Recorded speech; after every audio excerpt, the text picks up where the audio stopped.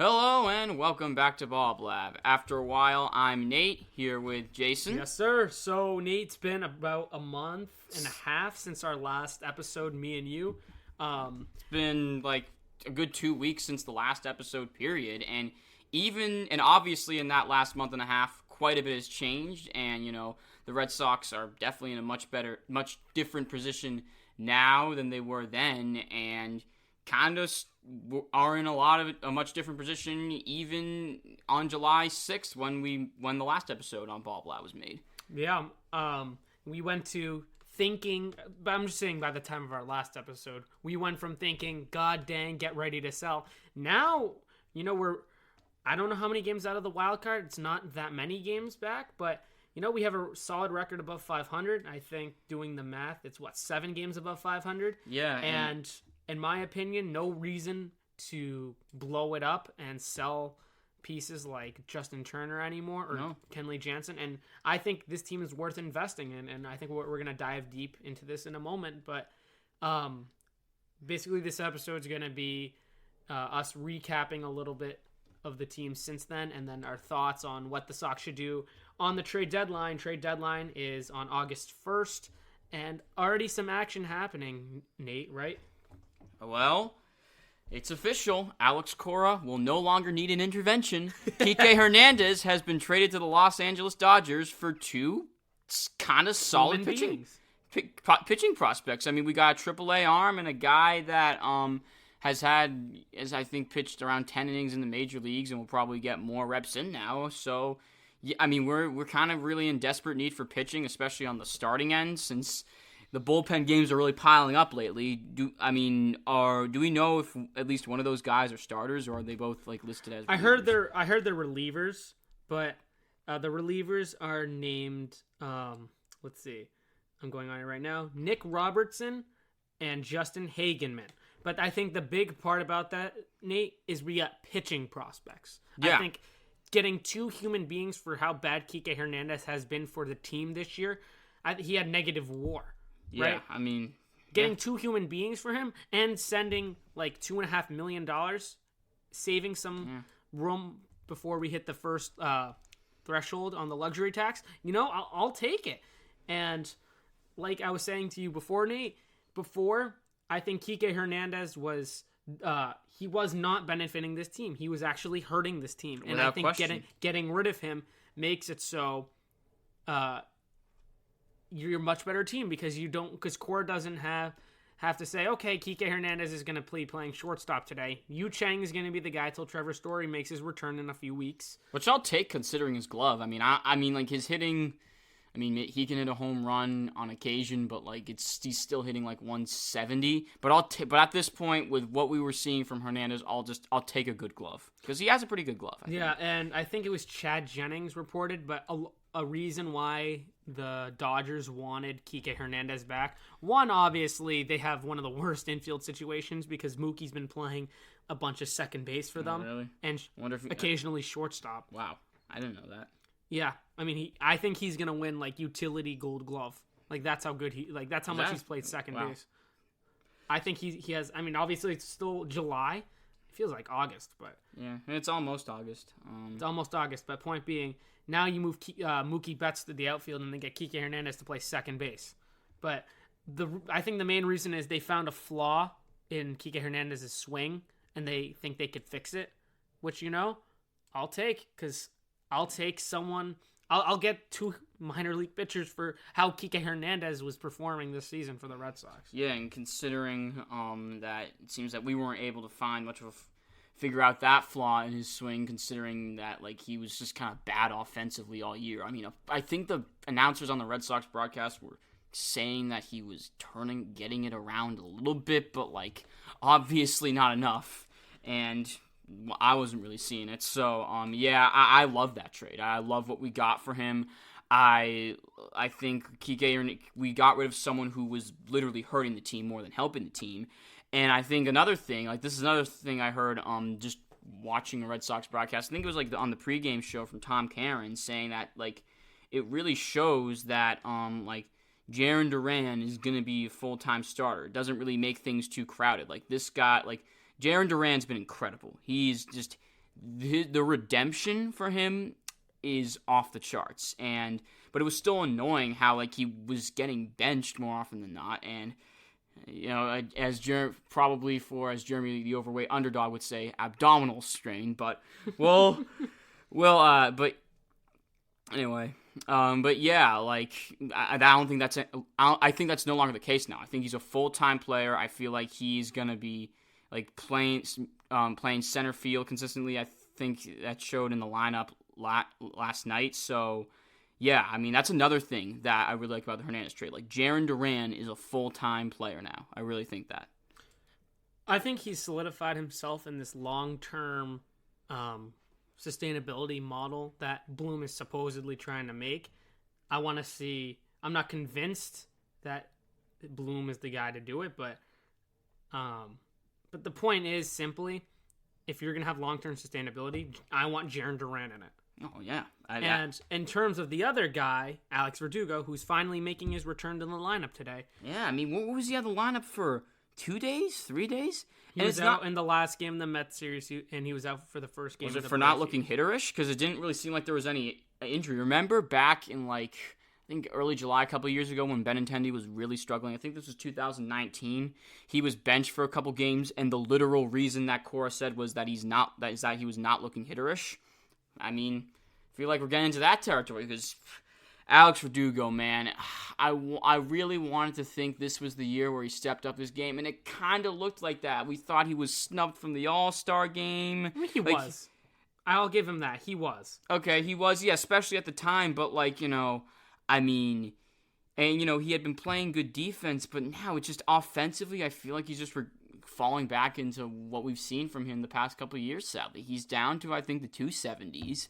I mean, and batting average really is the thing with him because he's not going to hit for much power. He's not going to drive in for many runs. So you really got to rely on that batting average and that on base, and that's really taken down and doesn't help how streaky he is and the fact that he just can't avoid these nightmare slumps because he's in a nightmare slump right now. I mean, what is it, 15 to 20 games and he's batting 150? It's not good. Not good. I'm looking at Verdugo's stats. He's down to 274, 39 RBIs, 7 home runs, OPS of 780. A little above average. His last 15 games, he has a batting average of $127 and an OPS below 500.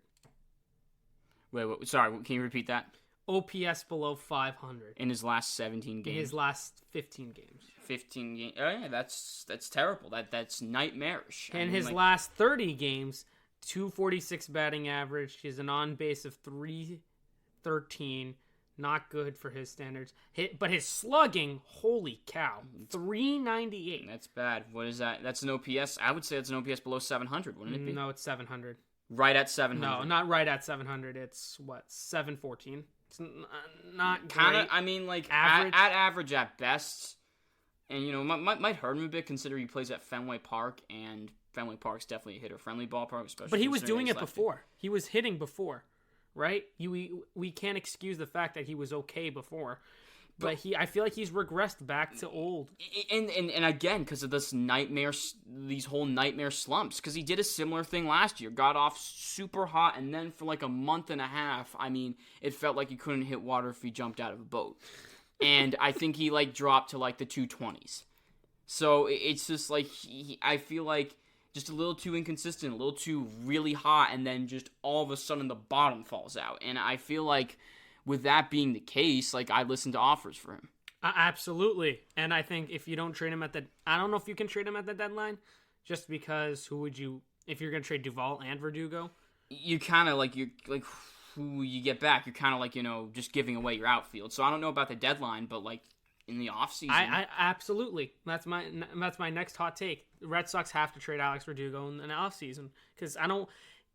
Fool me once, shame on you. Fool me twice, shame on me. Right? Mm. If we have him in 2024 in April, he's gonna be the MVP guy we all thought he was this April. I'm not gonna believe it. I'm gonna be like, look, he's gonna fucking regress back to what he was before.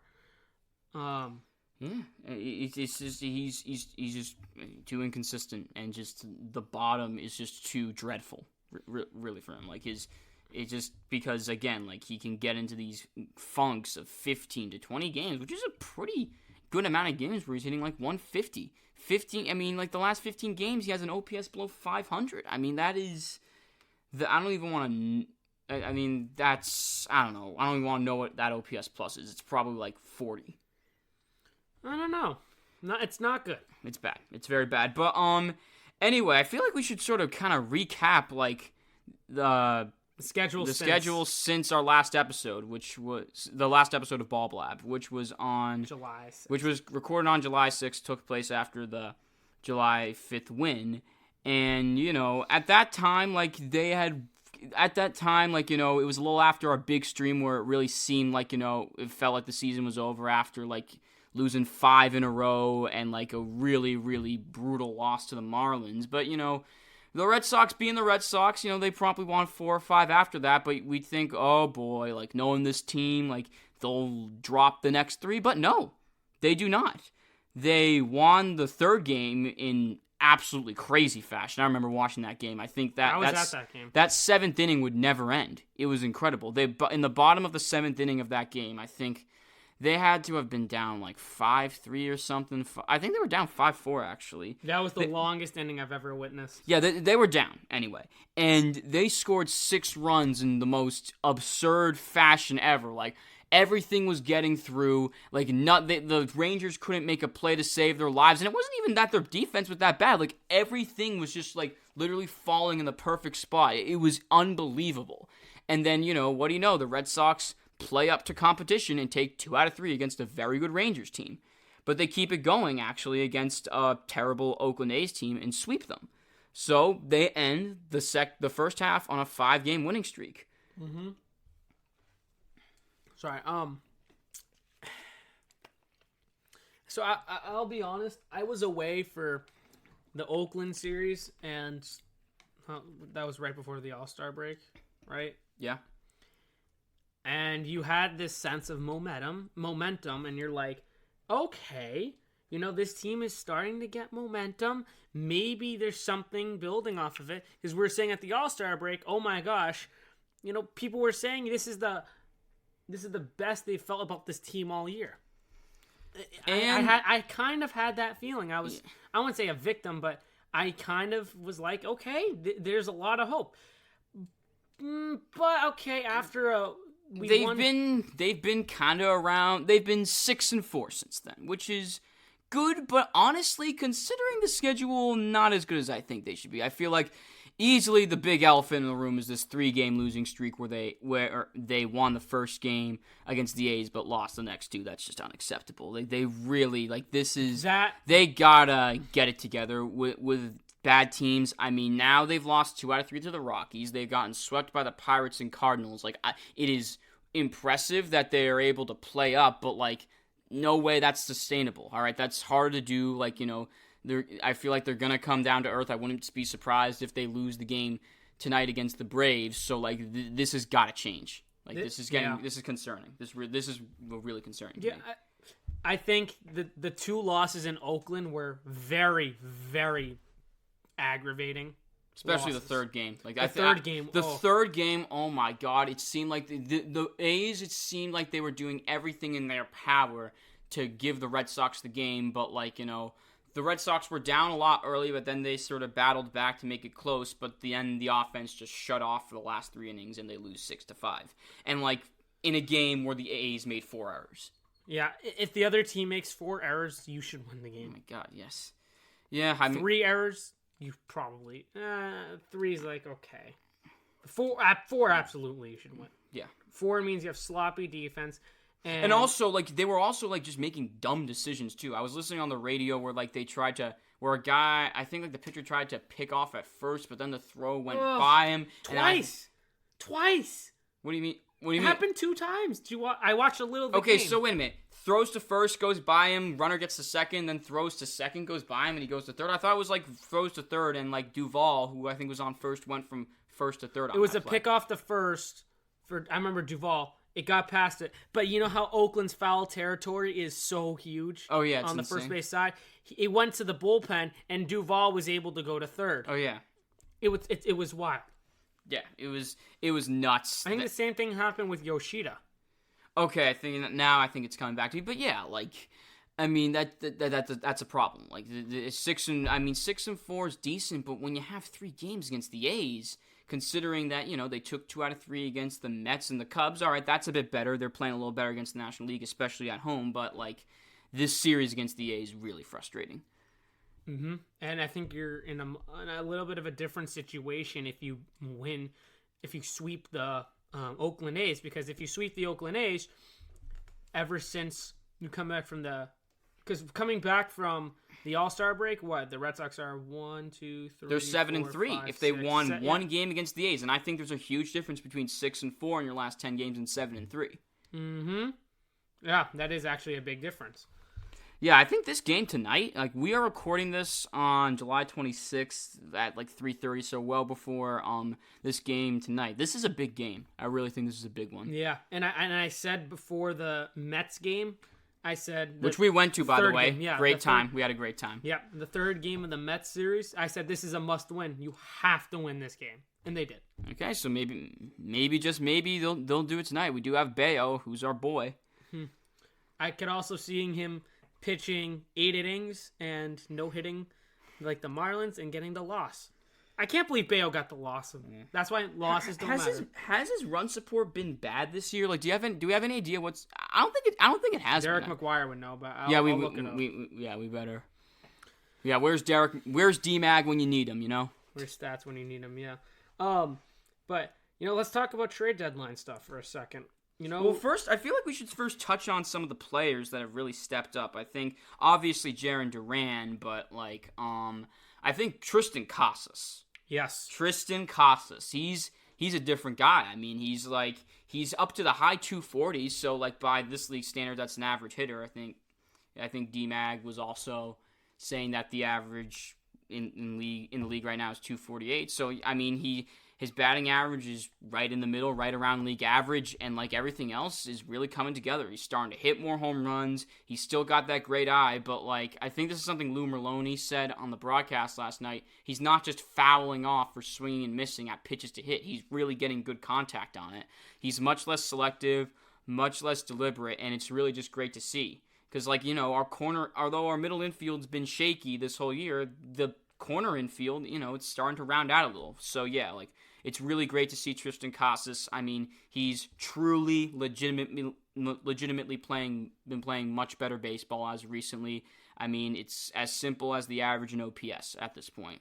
I mean, we don't have to dig deep to the bacon, egg, and cheese.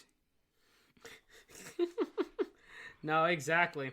I'm trying to find do you know what a good stat, Nate, is to see the run support? Average runs scored in his starts, like. Would you consider that a nerd stat? No.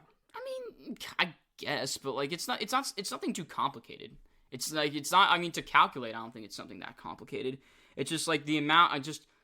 I guess like the amount of runs on average the Red Sox score in his starts. So I guess it can count like after he, leaves the game.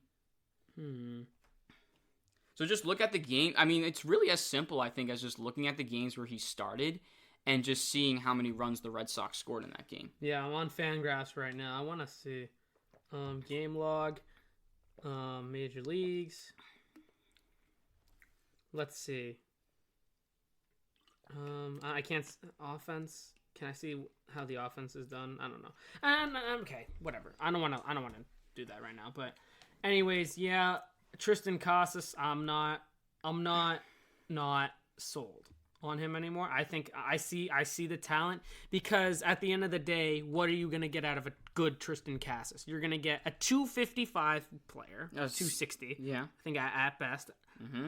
You got to look beyond the batting average. He'll take his walks, so he'll have a very good on base percentage, which I think can make up for it. I think he's capable of having an on base percentage between 360 and 370 if he hits like between 250. And he'll hit a bunch of home runs, which I like. I think that's really good stuff out of a guy playing first base.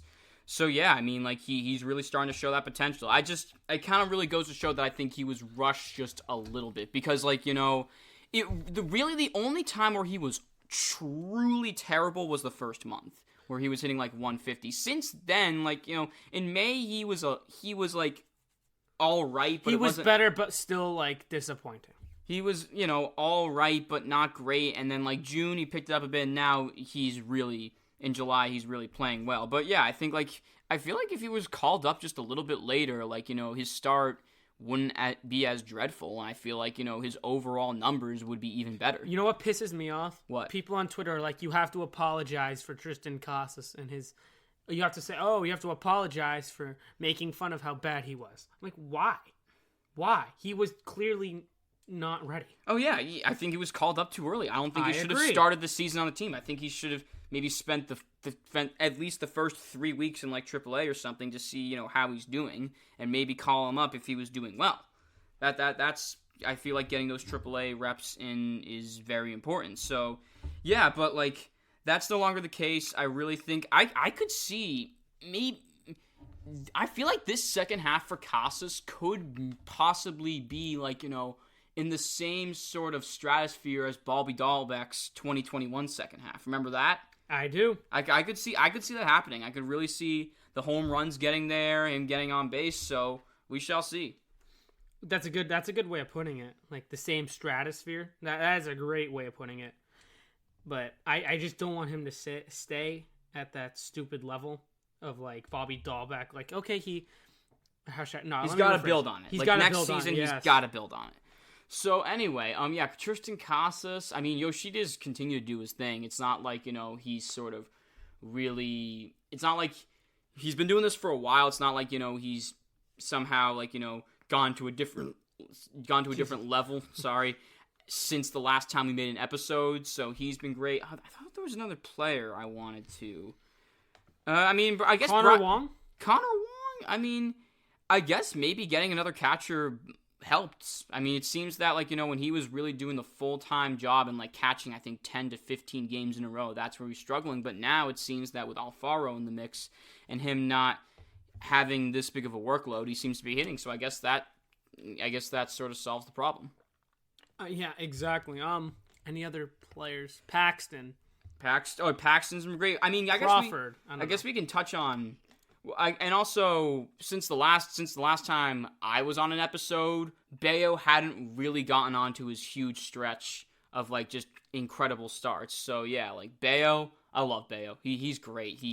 I love watching him pitch. I love his stuff. He pounds the zone, which is just incredible considering I feel like even the beginning of the season, it just like he kept nibbling, couldn't really throw strikes. But I love his confidence on the mound. I think that's another thing Jeremy touched upon. He's like, all right, hit this. So yeah, I love watching Bayo pitch. Any start with him is a game worth watching. I definitely agree with that. I'm trying to think of players. Chris Martin, Kenley Jansen, I think Brennan Bernardino, our Lord and Savior, Nick Pivetta. There we go. Especially since because like he's sort of a guy that's been ascending since like recently. It's not like he's sort of been pretty good all year. Yeah, Nick Pivetta. I mean, it's just so funny. Like, for a guy who was kind of pissed about being demoted to the bullpen, he's kind of taken it in stride, and it's just been incredible. He's been awesome. Yeah, I don't know what. He says he's done everything the same, but, like, holy cow. I did not. No one saw. I mean, I'll give credit to Jack. Jack said, dude, if you move into the bullpen, he's going to be so much better. Look at him now. Yeah, it's been awesome. Like, I don't know. I feel like, he kind of, maybe it's a little mental thing. He feels a bit more relaxed in the bullpen, and, he kind of shoves it a bit more, although interestingly enough, he can pitch a good amount of innings. But I feel like since he doesn't sort of have that sort of starter pedigree, like, other teams, like, don't really, like, taking that seriously, if you see what I mean. But yeah, like, I don't really know why, but he's been awesome going in the bullpen. I feel like, he's always had the stuff, and I feel like it's starting to come into fruition now. And maybe he's got to be attacking hitters more. I feel like that always seems to happen when a guy who struggles with command starts throwing strikes. So yeah, he's been awesome. Yeah, I'm with you on that. So I know this has been a longer episode for our liking. It's been a while though. Let's talk about trade deadline. Is this team worth investing in? I think so. If you add a couple more pieces and you got Trevor Story coming back, which improves the defense. That's still been god-awful. Yeah, that's another I think that's thing. big, That's another big issue. Like right-handed power, too. That's something you've been lacking. Yeah. I mean, that's the thing. This team does have glaring issues, but you can solve them if you get, some good pieces at the deadline. So if you get maybe one relief pitcher and one starter, yeah. maybe like a Jordan Montgomery or a Dylan Cease, something like that. Yeah, like a guy who can eat innings. I feel like a guy who can eat innings, I feel like is definitely someone we got to go for because, like, we need another starter here. We basically have 3 arms in the rotation. These constant bullpen games aren't sustainable. No. They just aren't. If it goes wrong, you're screwed. If your opener doesn't pitch well... Joe Jakes. If your opener doesn't pitch well, see ya. Like, it kind of just throws everything out of whack. So, we gotta get some starting pitching help. I mean, like, the AL East is good, but in a way it's kind of bunched together once you get past the Rays. Like, the Rays are 20 games above 500, but, like, you have one team in the Blue Jays that's 10 games above 500, and you have 2 other teams in the Red Sox and Yankees that are, like, 5 to 7. So, I mean, it's still pretty close. So, I mean... I think, like, if I feel, I can't believe I'm saying this because, like, we seem so against it. Like, maybe invest a little bit, but also I think this is what you said before the podcast. Sort of subtract and kind of add at the same time. Subtract the guys who are, I feel like, holding your team back. I think Duvall's holding this team back a little bit more because Jarren Duran's not playing as much, and then Kike Hernandez I think made this team worse. Defensively and offensively. So if you get rid of Duvall, because think of it, if you get rid of Duvall, that puts Jarren Duran full-time in the outfield. Yeah. The reason they're playing him is to showcase him before the deadline. Okay. All right. Why else would... Yeah, I got that. Why else? He hasn't been good. Yeah, I know. I find that so funny. Because, like, I mean, there's showcase... how do you showcase him if he hasn't been playing well? But whatever. Anyway... But, yeah, I feel like, I guess we can say bye, but also, subtract what we need to subtract, but, but add, too. I think get some depth, like, get sort of more, like, depth from within, because I don't think, because I actually, this is actually something I agree with Hein Bloom with a lot. I think he said that we don't want to go for the big rental, and I get that. I really get that, because it's not like... I think the Red Sox are playoff contenders, but I feel like that's kind of the best that they are. I mean, I feel like they can make the playoffs, but I don't think they can go deep. I just don't really see that. So I think, I feel like kind of sort of solving the issues with this team and sort of getting what we need instead of what, sort of getting needs and not getting wants. Like, not sort of like going for this, like, huge... like, sexy rental to sort of, like, maybe see if we can get a deep playoff run, because I just don't think that's worth it. No, I'm with you on that. You can't derail next year's plans, because I think when it's all said and done, Hein Bloom targets 2024. Yeah, especially we have a lot of guys with years of control, right? Wong has a lot of years of control. Costas does. Duran has a lot. And we're finally, we have a good amount of young players, and we're finally sort of seeing significant development from them. We're seeing significant development from Bayo. We're seeing significant development from Casas. We're seeing significant development from who else? I guess we're seeing some development from Wong too, especially on the defensive end. I mean, it's hard. Nate, you got to remember, it's very hard. Oh, and Duran, of course, Duran. That's who I was playing. And back to Wong. Everyone's like, oh, he kind of sucks hitting wise, and his defense, dude, he's so good defensively too.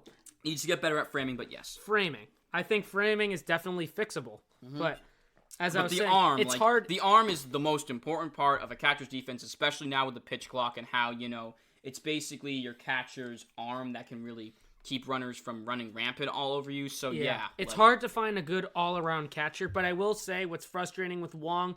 He is not clutch in the slightest. He's kind of like not the hitter you want to have up with like bases loaded, 2 outs. Absolutely not. 2 outs, game on the line. If I'm the other team, I'm salivating when this guy comes up to bat in that situation like that. Yeah. We play Strato a lot, right? He's gonna have 3 Omegas on hits And basically, if you have an omega on a hit, it basically overturns the hit into a pop-up. Basically, it's a way of saying that the hitter's not when clutch. there's runners in scoring position in 2 outs. And if that's the situation, then it's overturned into a pop-up. Yeah. So yeah, I think and I think we're gonna wrap it up in a couple. But my take is, listen on offers on a lot of the short-term guys, even Turner and Jansen. Listen, you can take calls. That doesn't mean you have to do anything. Yeah. If there's an offer that makes your team better for next year, because at the end of the day, it'd suck if we didn't make the playoffs. But at the same time, I don't want to suck next year. Yeah. Why not? If there's basically what I'm trying to say is if there's an offer for Justin Turner and Kenley Jansen, A good one, obviously. A good one. That's like, you cannot reject it. Do it. Yeah, because I think because Turner's still 38 years old. I mean, he's definitely shown that he can still play, but he's still 38. I mean, it's not like he's part of this big young core. I mean, maybe he has. He's there for the veteran leadership. He isn't there with veteran leadership, and I feel like we talk about how much we want to go with the youth movement and why we're getting old guys, but it's good to have a sprinkle of them to sort of get that leadership in there, and I think that he's done well in that. And also he's just been awesome. I mean, I feel lately he just hits everything that moves. I think he's been your most consistent hitter.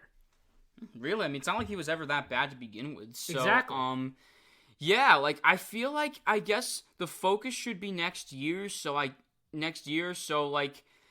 in that sense, listen to offers, and if for Turner or Jansen and maybe even Paxton, and if they're ones that you'll get a lot in return for, that can sort of bolster the farm system and that young core, then take them. But so I guess in a technical sense that's selling, but selling doesn't always mean bad or you're just giving up. I think the Orioles did a similar thing last year, and look where they are now. Well, they said it's quote unquote the last part of the rebuild. Because I mean, look, Mancini had half a year. He was going to be a rental, and who else did they trade?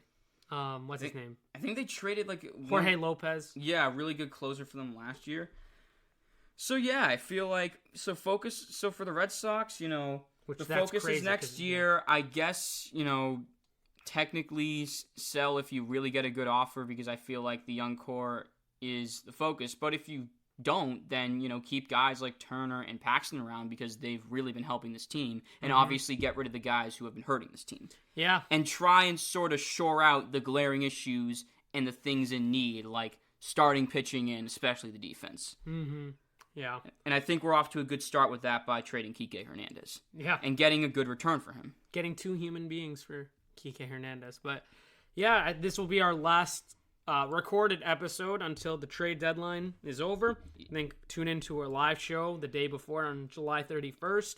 Probably go live sometime around 6:30. Yeah, I mean, this team, man, it's just been a wild ride. This is one of the most inconsistent. This could be the most inconsistent Red Sox team I have seen just throughout my time being a fan. I know it's not terribly long. It is. I mean, I think it is. It's just this team wins 4 in a row, then loses 4 in a row. So it's I get my hopes up and I just get my hopes down again.